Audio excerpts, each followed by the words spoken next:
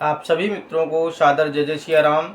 मैं आचार्य विवेक पांडे, मेरे YouTube channel में आप सभी का हार्दिक स्वागत है, सभी का अभिनंदन है। आज हम इस वीडियो में बात करेंगे ज्येष्ठ मास के कृष्ण पक्ष में पड़ने वाली एकादशी के बारे में। इस ज्येष्ठ मास कृष्ण पक्ष में कौन सी एकादशी पड़ती है, इसका महात्म्य क्या है, इसकी विधि क्या है, इसका व्रत कैसे करना चाहिए और इसका पूजन का जो शुभ मुहूर्त है वो कब है, इसका पारण कब है, इसको हम कब करेंगे, इस विषय पे आज हम चर्चा करने वाले हैं। तो जो ज्येष्ठ मास के कृष्ण पक्ष में पड़ने वाली एकादशी है, उस एकादशी का नाम है अचला एकादशी। इस बार ज्येष्ठ मास के कृष्ण पक्ष में अचला एकादशी पड़ रही है और यह तिथि 22 मई को सायंकालीन रात्रिकालीन बेला में 8:24 से और 23 तारीख को रात्रि में 6:11 तक यह तिथि रहेगी। इसलिए इसका जो व्रत है वह 23 मई को किया जाएगा। इसकी विधि क्या है, तो इसकी विधि में ध्यान देंगे। सर्वप्रथम अपने पूजन घर में जाकर के पूजन घर को स्वच्छ करके साफ सुथरा करके एक लाल वस्त्र बिछाएंगे, लाल आसन बिछाएंगे और लाल आसन पर बैठ करके एक घी का दीपक जला लें।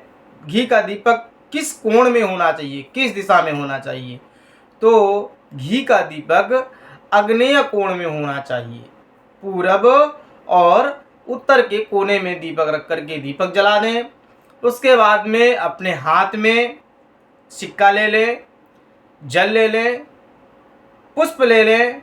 यह ले करके मानसिक तौर पे संकल्प करें कि हे प्रभु, हे श्रीमन नारायण भगवान, हे लक्ष्मी नारायण भगवान, हे ठाकुर जी, हे हमारे जगदीश, यह हमारा व्रत आपको स्वीकार हो। हमारी भक्ति हम पर आप सदैव अपनी कृपा बना करके रखिए।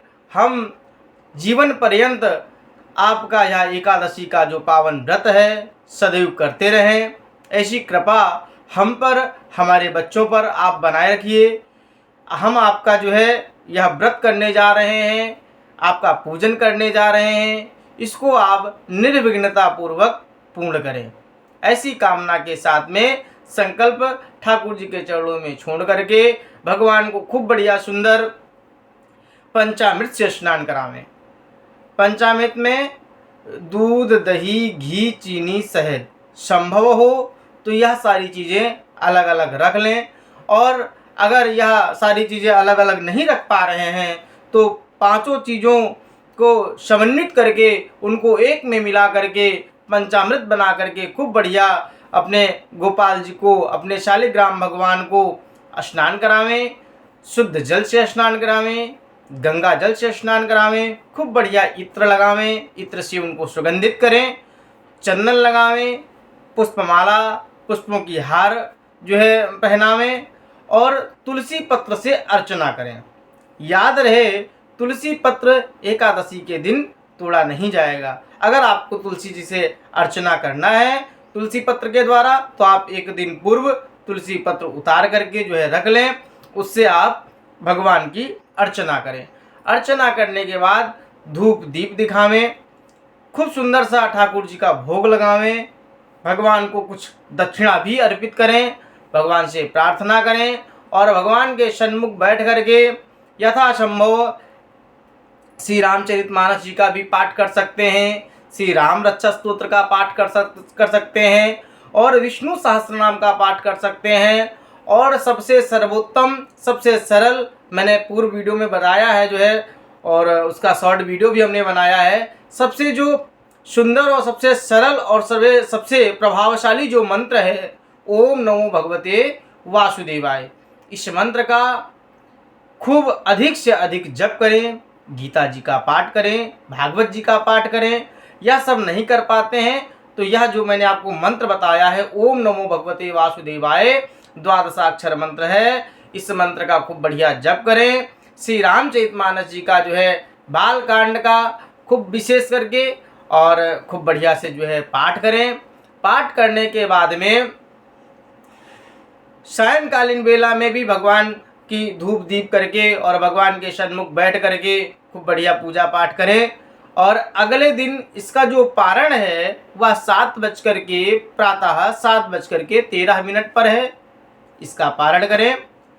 और इस व्रत को कौन कौन रह सकता है, तो बंधुओं ध्यान दीजिएगा, इस व्रत को छोटे बच्चे, बड़े बच्चे, महिलाएं, बुजुर्ग, शादीशुदा, सुहागिन स्त्रियां, यह व्रत सभी को करना चाहिए। यह हम सभी का परम कर्तव्य बनता है कि हम सबको एकादशी का व्रत अवश्य ही करना चाहिए।